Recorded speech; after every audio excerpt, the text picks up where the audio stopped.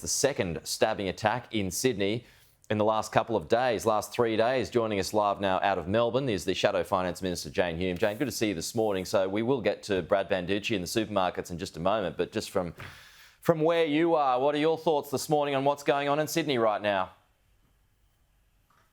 I was watching the story unfold, Pete, in Melbourne last night, and my heart breaks for the people of Sydney after such a horrific event on the weekend, seeing those senseless deaths.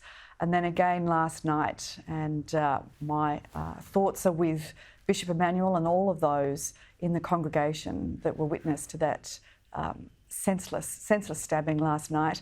I would say, though, that one of the things I found very disturbing about the reports was the news that police have been hurt in the scuffle afterwards. I think if this weekend teaches us anything, it is that our police are the front line keeping Australians safe in times of terror, of fear, and of senseless crime like this.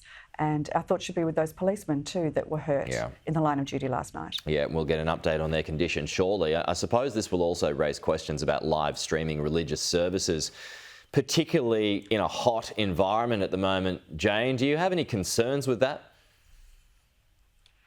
I think the day that we stop live streaming religious services is a day that we give in to those that would seek to put fear into our hearts. That would be a terrible shame. Okay, on to Brad Banducci. So he's going to face the spotlight this morning at a Senate inquiry in Canberra. What do you want to hear from him?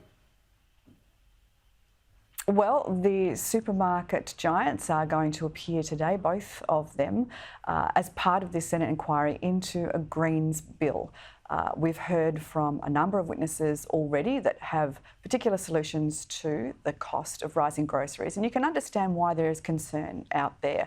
Groceries have gone up by around 10% in the last 2 years alone. In fact, the price of bread and milk have gone up by 17.5% and 16.5% respectively.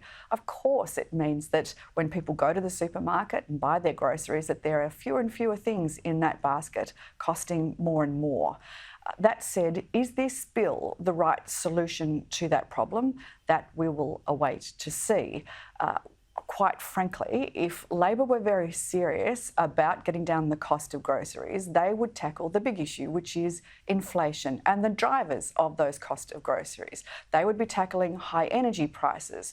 They wouldn't be imposing restrictive industrial relations laws on companies like Coles and Woolworths, and instead would be allowing them to pass savings on to consumers. More importantly, they wouldn't persist with a tax on farmers and a tax on truckies, which essentially get passed on directly to the price of groceries. So I think from a Labor perspective, we can look at what they do rather than what they say. But let's remind ourselves that this is a Greens bill, and of course the Greens are calling those witnesses that would support their contention. Okay, but as for the supermarket giants though, are they ripping off consumers?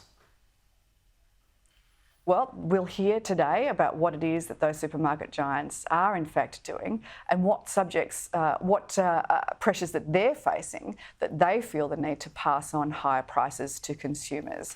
There was some interesting testimony yesterday, and I suppose they will have to respond to some of the allegations that were made, particularly by the whistleblower.